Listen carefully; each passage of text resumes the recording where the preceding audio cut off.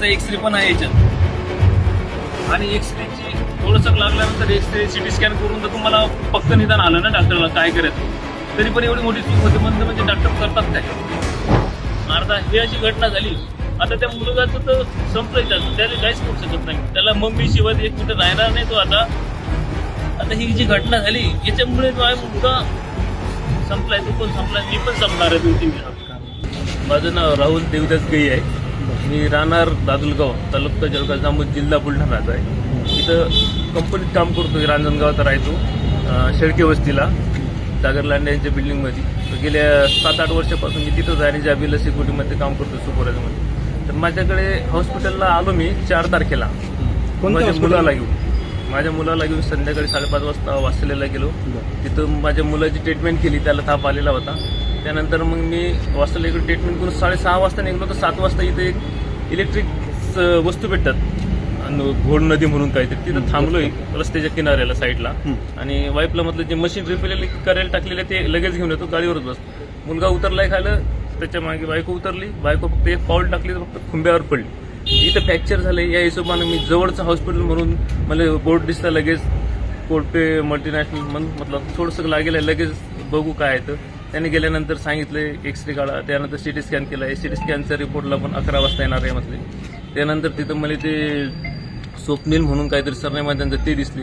त्यांनी सांगितलं की मी सगळं बघतोय डॉक्टरांना पण मी सांगतो व्यवस्थित काय करायचं काय नाही कमी आहेत आपण करून घेऊ काय असेल ते सगळे ते रिपोर्ट वगैरे मेडिकलचं मीच बघतो इथं डॉक्टर माझ्या ओळखीचे आहेत. त्यांनी लगेच मी सिटी स्कॅन करून आलो त्यांनी व्हॉट्सअपला मला रिपोर्ट दाखवला पण डॉक्टरांशी बोलले पण डॉक्टरांनी सांगलं पण ऑपरेशन करायचं आहे व्हॉट्सअप चॅट पण दाखवली मला थोडंसं अचंबित झालं मी तिथं की एवढं कसं काय तुम्ही अजून ते नुसतं चालताना पडले त्याला लागलंय तुम्ही डायरेक्ट ऑपरेशनवर कसं काय तुम्ही डॉक्टर तुमचं कसं काय व्हॉट्सअपवर बोलणं झालंय. रिपोर्ट पण बघितले नाही डॉक्टरने होतं. त्यांनी सांगितलं सिटी स्कॅनवाल्याने की 2-3 तास लागतात. तिथून मी 10 मिनिटात तिथं आलो तर याला रिपोर्ट पण येऊन मग याने डॉक्टरला दाखवले कोणते हा मला आलेले आहेत त्यांचा एक्सरे पण आहे याच्यात आणि एक्सरेची थोडंसं लागल्यानंतर एक्सरे सिटी स्कॅन करून तर तुम्हाला पक्क निदान आलं ना डॉक्टरला काय करायचं तरी पण एवढी मोठी चूक होते म्हणजे डॉक्टर करतात काय. तुम्हाला सिटी स्कॅन देतो आम्ही 4,000-5,000 रुपये खर्च करतो एका टाईमला आणि तुम्हाला सिटी स्कॅनचा रिपोर्ट तुमच्या हातात देतो. तो सिटी स्कॅनचा रिपोर्ट भेटल्यानंतर तुम्हाला परफेक्ट इलाज झालाच पाहिजे ना. ठीक आहे झाला नाही थोडंसं मागे पुढे झालं तरी पण इथपर्यंत ही घटना जाईल असं मी कधी सिटी स्कॅनचा रिपोर्ट आहे ना तुमचा आहे ना सिटी स्कॅनचा रिपोर्ट पण आहे माझ्याकडे. सिटी स्कॅनचे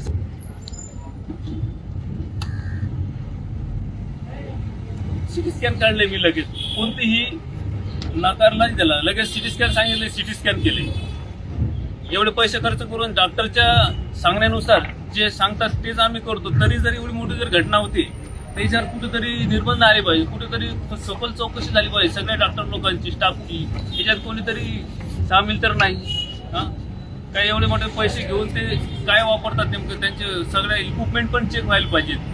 काही इक्विपमेंट त्यांचे बंद असतील. मला बीपी चेकसाठी किंवा ते सेलसाठी जे मशीन असते मॉनिटरिंग करायची ती आणतात ते 3 मशीन आतमध्ये गेले मग एवढ्यांचं काय काम आहे. मग पहिली नेली ते पण बंद असणार दुसरी नेली ते पण बंद असणार तिसरी नेली ते पण बंद असणार. त्यामुळे त्यांना अंदाजच नशीन आला. किडनीची बिमारी आहे त्याला 4 वर्ष झाली मी ट्रीटमेंट करत आहे त्याला पैसे लावून मी आजपर्यंत 4-5 लाख रुपये लावले. अर्धा ही अशी घटना झाली. आता त्या मुलगाचं तर संपलंय त्याला काहीच करू शकत नाही त्याला मम्मी शिवाय एक मिनिट राहणार नाही तो आता ही जी घटना झाली याच्यामुळे माझा मुलगा संपलाय तो पण संपलाय मी पण संपणार आहे 2-3 दिवसात. जर याच्यावरती जर योग्य कारवाई झाली नाही एक तर मी तिथं जाऊन काहीतरी करणार माझ्या पूर्णपणे सखोल चौकशी झाली पाहिजे या गोष्टी. हे दुःख जे मला झालं ते भविष्यात पुढे कोणालाच नाही हो अशी माझी मनापासून इच्छा आहे. तरी सगळ्यांनी याच्यावरती काहीतरी चौकशीसाठी सपोर्ट करा बस.